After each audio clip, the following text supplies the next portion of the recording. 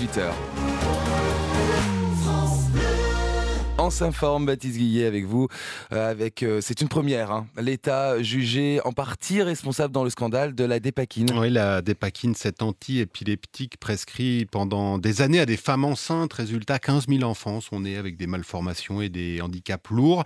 L'État va donc indemniser 3 familles. 2 d'entre elles vont toucher plusieurs centaines de milliers d'euros. Mais pour la troisième, qui habite Saint-Cyprien, c'est la douche froide, François David. Oui, la famille de Nicolas, qui est né avec un lourd handicap, il souffre d'autisme. Cette famille va toucher à peine quelques milliers d'euros, c'est 20 à 30 fois moins que les autres familles.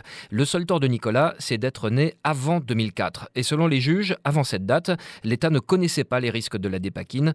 Marine Martin est la présidente de l'APESAC, l'association qui regroupe les victimes de médicaments. Là, les familles des enfants qui sont nés en 2008 sur ces dossiers-là vont toucher pas loin d'1 million d'euros de la part de l'État. Par contre, pour Nicolas, on lui propose 30 000 euros. Honnêtement, avec ça, ses parents ne peuvent pas regarder l'avenir sereinement. C'est-à-dire que l'autisme, ça nécessite au quotidien une personne pour s'occuper de cet enfant qui ne sait pas se nourrir, s'habiller, enfin qui a besoin d'être accompagné. Sa maman, elle a plus d'une 50aine d'années. Elle s'inquiète. Et qu'est-ce qui se passera quand je serai plus là, etc. Donc moi, je suis extrêmement triste. C'est incompréhensible. En retenant cette date charnière de 2004, le tribunal exclut en fait des indemnisations 80% des familles de victimes. Un appel va donc être déposé, surtout que selon l'association, la responsabilité de l'État ne fait aucun doute dès les années 80.